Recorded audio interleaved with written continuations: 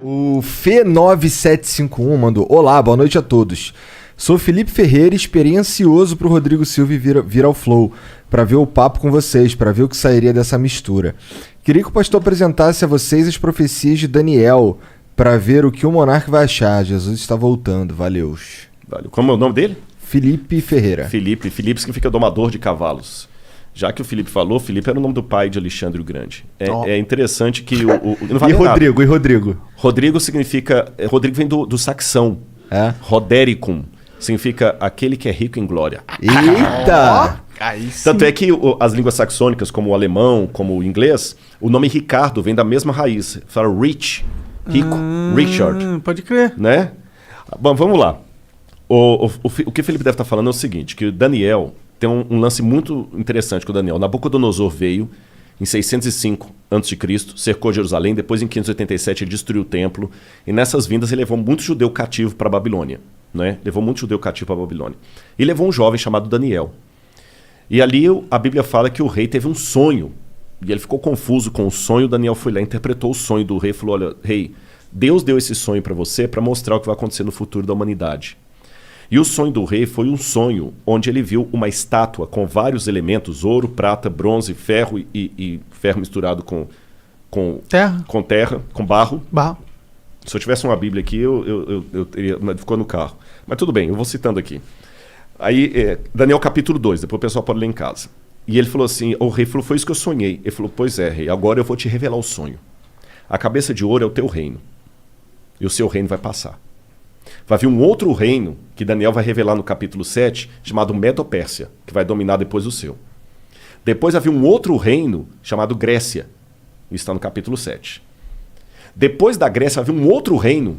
Mas não está na Bíblia assim nominalmente, tá? A Grécia, a Medo-Pérsia e a Babilônia estão. Só dali para diante que não está. Tá. Estão as características. Aí vira uma... Porque o livro da Daniel... Mas já existia naquela época esses países? Não, 606 a.C. é só a Babilônia. Tinha a Pérsia, mas a Pérsia era um trocinho desse tamanho. Entendi. Você está entendendo? E a Grécia tinha lá no Peloponeso, aquele monte de ilhas lá, nada, né? E o detalhe, um parênteses aqui, que isso aconteceu no capítulo 2 de Daniel.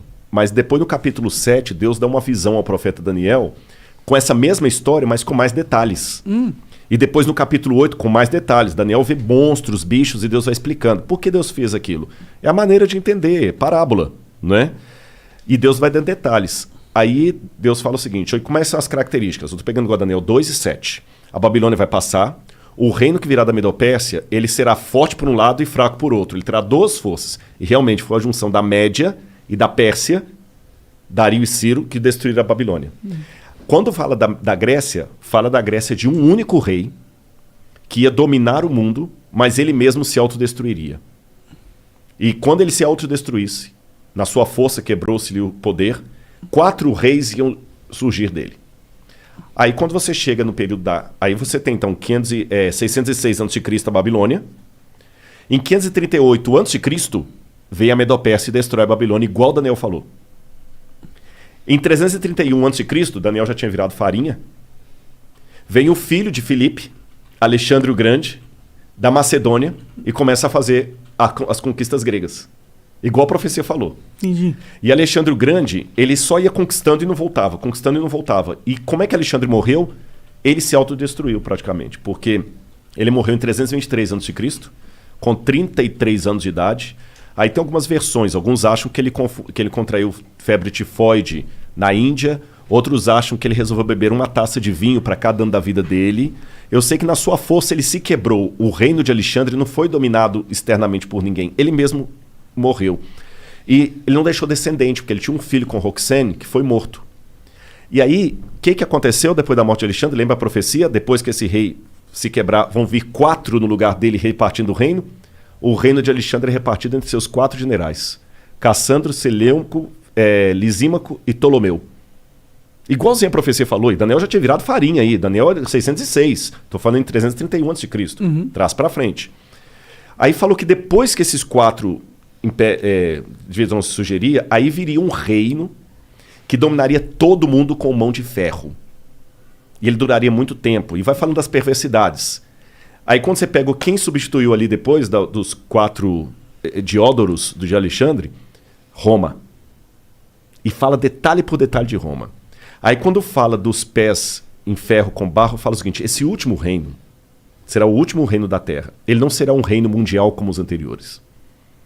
Assim como ele tinha uma parte em ferro e uma parte em barro, esse reino será um reino dividido entre nações, onde ele terá, por um lado, a força do ferro, por outro lado, a fraqueza do barro. Durante muito tempo, essas nações tentarão se unir por acordos, contratos e casamentos. Mas assim como o ferro não se mistura com o barro, eles não se unirão. Aí quando você continua estudando a história geral, o que acontece em 476 d.C.?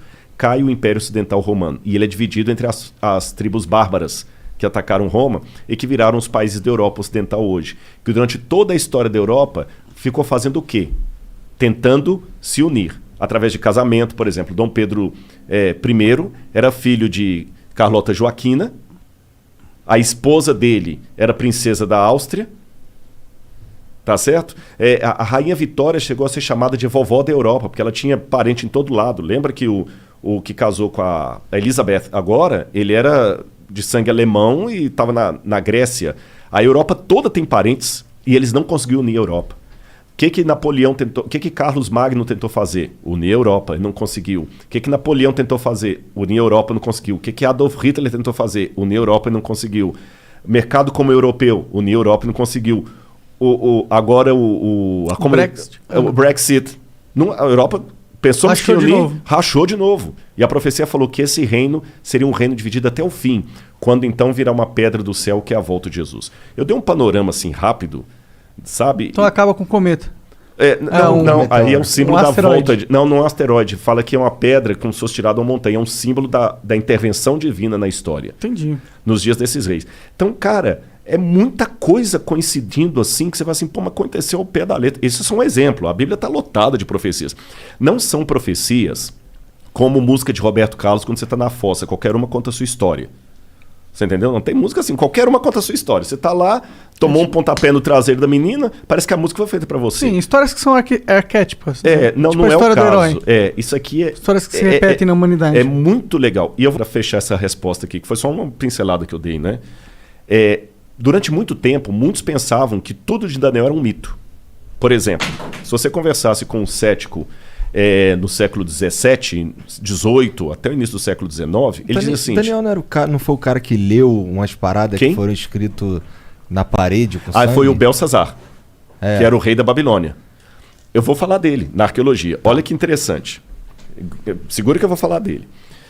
Um cético, até por volta de 1820, ia falar com você assim: livro de Daniel é todo mito, bobagem, nada disso aconteceu, porque a arqueologia não existiu Babilônia. Pelo menos o grande império da Babilônia não existiu.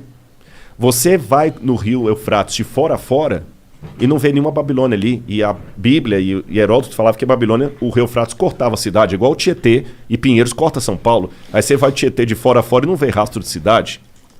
Até que, em 1899, um pouco antes, a Layard começou a explorar algumas coisas e ele conseguiu encontrar tijolos com escrita estranha, que foram decifradas e descobriram o nome de Nabucodonosor. Eu mesmo tive a oportunidade de traduzir um tijolo com escrita cuneiforme. Tem um artigo publicado disso, pela USP, inclusive. Que foda. Onde eu estudei e achei o nome de Nabucodonosor. Vou contar desse tijolo para vocês daqui a pouquinho. Provou, então, que, o Nabucodonosor existiu. Mas até esse achado de Layard, falar de Nabucodonosor era algo tão ridículo na academia como falar do rei Arthur. Provou que Nabucodonosor existiu. Em 1898, 14 anos depois disso, Robert Coldray, um arqueólogo alemão, descobriu na colina de Hilá a Babilônia. E o rio Eufrates estava desviado, por isso que ele não passava dentro da cidade. Entendi. Então já provou, Nabucodonosor existiu, a Bíblia estava certa, a Babilônia também existiu. Aí, depois descobriram, quando decifraram a escrita cuneiforme, o neo-acadiano, a lista dos reis da Babilônia. Aí veio o Belsazar.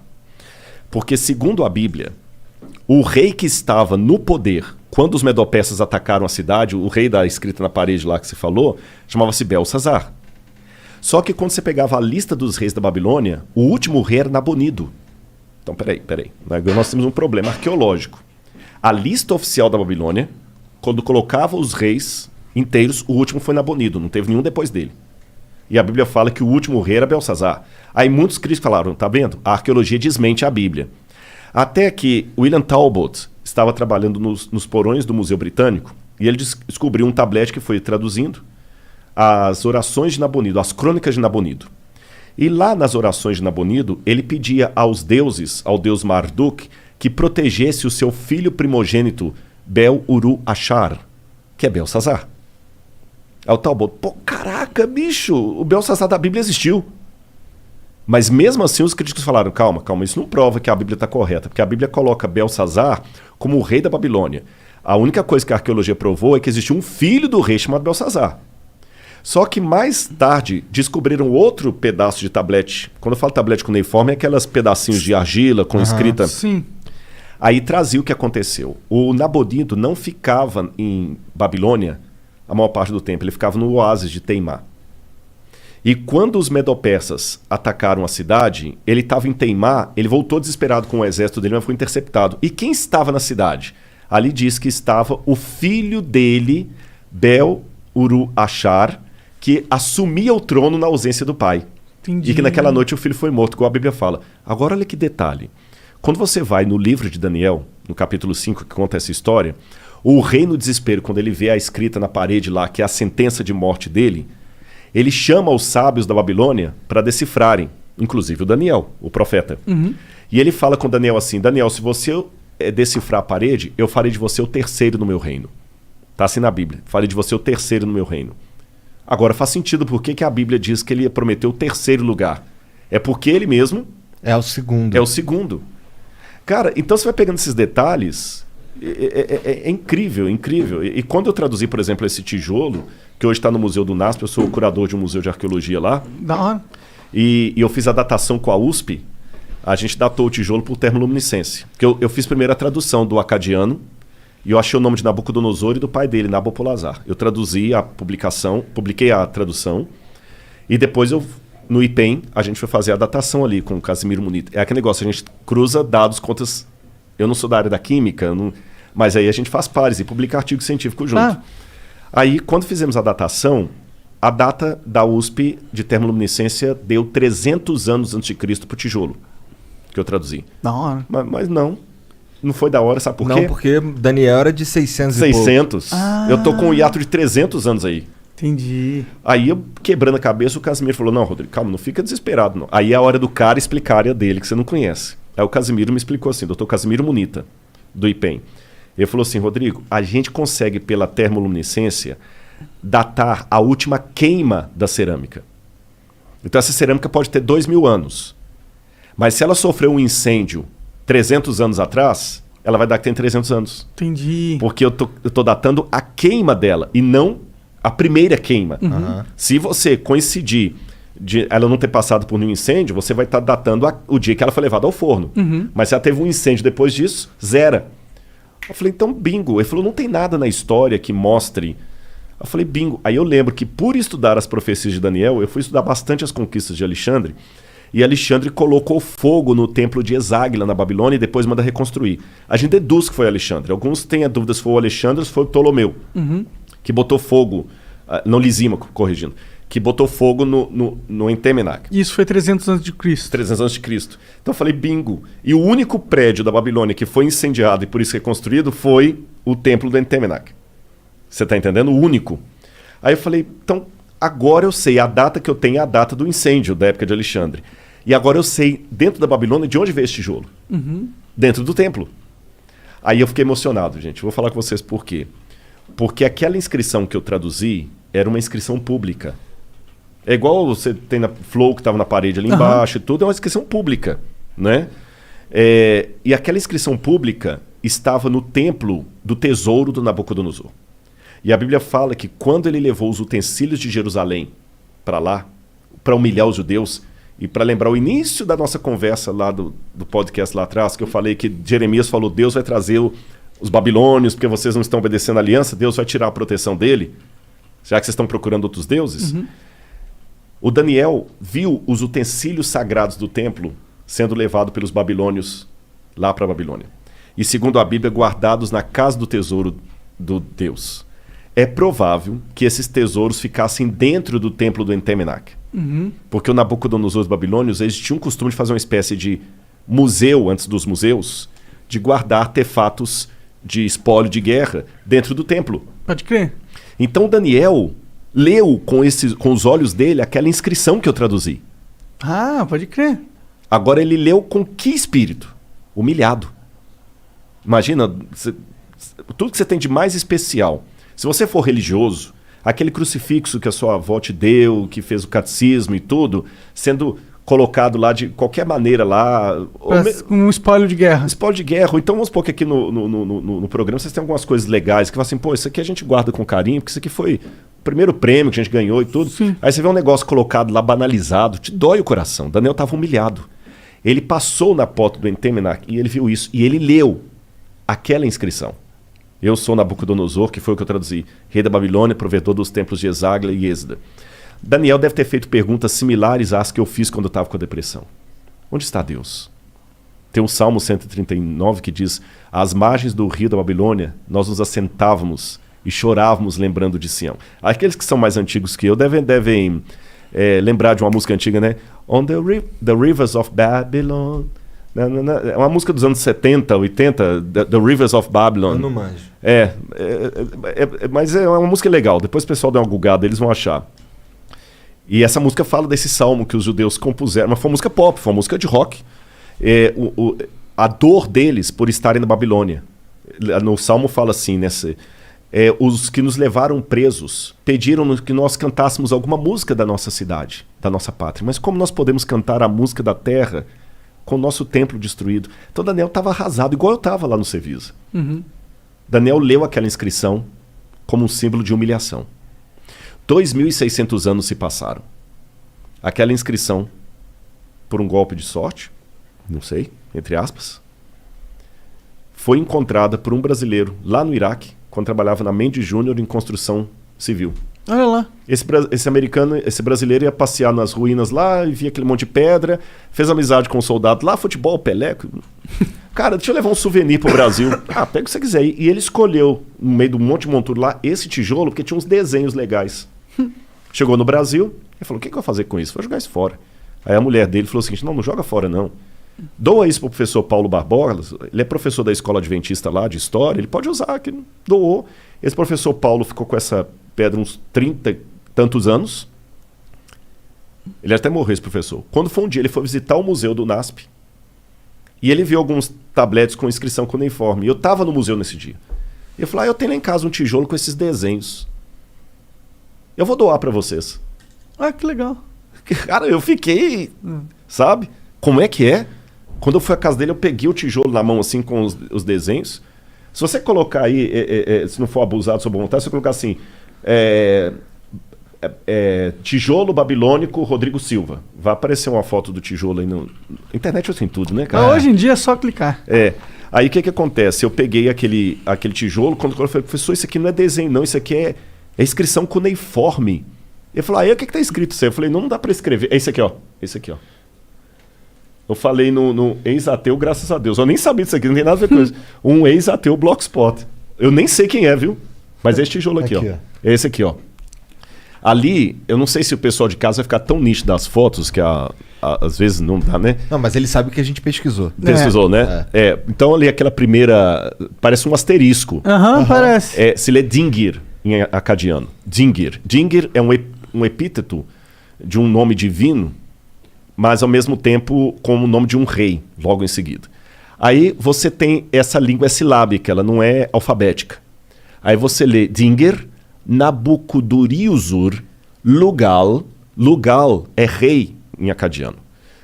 Bom, antes de entrar na tradução, eu lembro que quando ele colocou o tijolo no meu colo, falando que era desenho, eu falei: professor, isso aqui não é desenho, isso aqui é escrita. Aí ele falou assim: então lê para mim o que ele está falando. Não dá para ler igual você lê a Folha de São Paulo. Pô, não...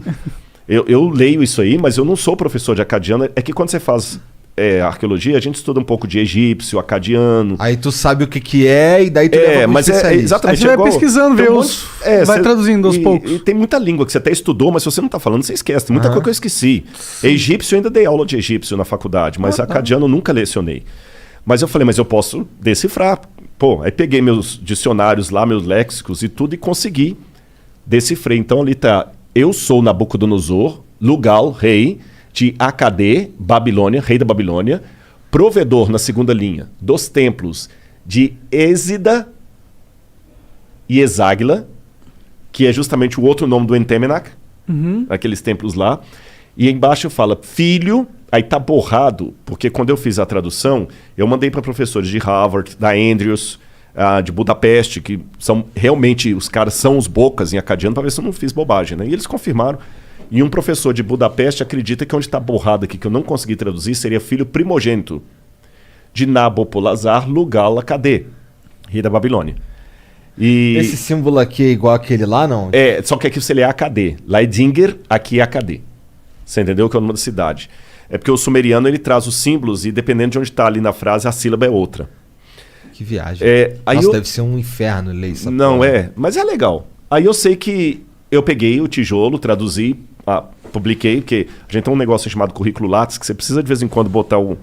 É igual o Instagram, tem que botar uma fotozinha lá, senão o pessoal é o Instagram dos inteligentes. Aliás, eu vou aproveitar aqui, vou pedir o pessoal do Instagram, eu deve ter com uns quase 300 e tantos mil seguidores. Podia verificar a gente e também. Não verificar, vocês também não? Eu vou verificar o Rodrigo e o Flow. Como assim? Vocês 1 milhão e... Eu não a Laura tenho... falou que como assim 1 milhão e não são verificados? Eu não sou verificado no Twitter, o Flow também não é, por aí vai. Isso deve ser algum complô da NASA para não permitir que as verdades do Flow cheguem... Eu vou explicar bem o que é. Existe um esquema onde agências vendem verificado. Dinheiro. Eu também tô achando que é isso. Não, é isso. É isso. Puxa vida. É porque já chegou pra mim várias vezes. E como que você valoriza um item? Você diminui a oferta. Então dá pra você comprar uns verificados. Mas o que importa é que o pessoal tem indo lá. Mas qual que é teu Instagram? É Rodrigo Silva Arqueologia. Tudo junto? Tudo junto. Rodrigo Silva Arqueologia. Tudo eu botei, Rodrigo Silva Arqueologia. O YouTube também, Rodrigo Silva. Na verdade, gente, quer outro milagre? O meu YouTube tá com 1 milhão e 100 e poucos mil. Eu não sei como, porque eu não sou youtuber, não tem nada. Quem me ajuda é minha esposa. O conteúdo deve ser interessante. Ele tem alguma coisa. Mas voltando a falar da pedra aqui, eu sei que eu peguei, consegui, eu dou a pedra, coloquei lá no museu. E que tamanho é essa pedra, mais ou menos? Mais ou menos assim. Ó. Entendi. É o tijolo. Eu tô falando pedra, mas corrigi, é um tijolo. Tô ligado, parece um pedaço de uma parede. Porque era um pedaço realmente, só que ele tá quebrado ali, vocês viram, né? Aí botei no museu, mas aí só uns 5 ou 8 anos depois, que eu fui fazer a outra pesquisa com a pedra, pelo museu, pro IPEM, porque como eu falei, de vez em quando você tem que ter um artigozinho científico lá. Hoje tá difícil, eu tô escrevendo outros livros, eu não tô com condição de publicar tantos artigos científicos, mas muita gente vai olhar o seu Lattes. Se você não tem nada de publicação acadêmica, congresso e tudo mais... Não passa confiança. Não passa confiança. Mas então, de vez em quando eu tenho que botar alguma coisinha lá. Então eu peguei e publiquei com a USP a datação. Foi aí na datação que completou o quebra-cabeça. Veio de Eságila. Aí agora sim...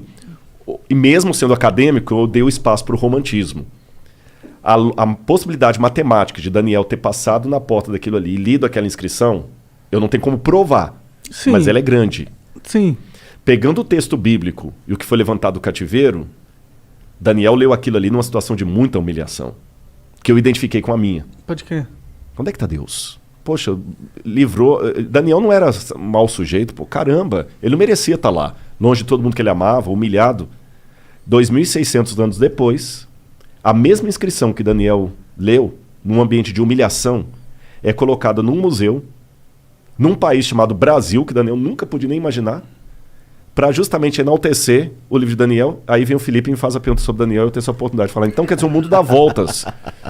E se fosse plano, daria cambalhotas, né? Eu capotava, né? Seria um capotar. rodar de moedas, né? Então...